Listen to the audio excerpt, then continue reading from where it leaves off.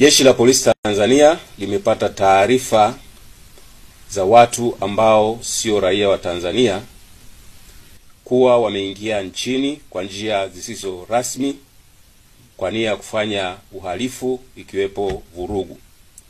Watu hao wanajifanya kuwa wanafanya shughuli mbalimbali ikiwepo bodaboda.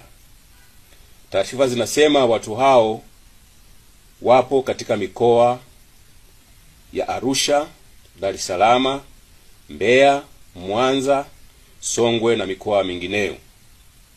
Wakati jeshi la polisi linaendelea kuwafuatilia ili kuwachukulia hatua kali kwa mujibu wa sheria, mwananchi yoyote ambaye amempangisha au anaishi na raia yoyote wa kigeni asiyefahamika na anafanya shughuli gani na mienendo yake ni ya kutia mashaka, atoe taarifa haraka sana kwa viongozi wa serikali za mitaa, wakuu wa vituo vya polisi, wakuu wa polisi wa wilaya, makamanda wa polisi mikoa, au atoe taarifa kwa kupiga simu kupitia namba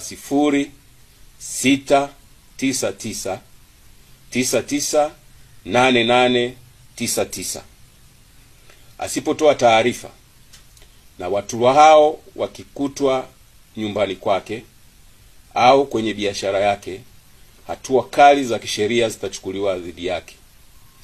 Jeshi la polisi linaendelea kuhakikishia wananchi kuwa kwa kushirikiana na vyombo vingine vya ulinzi na usalama vinaendelea kuhakikisha taifa letu linaendelea kuwa salama na lenye amani.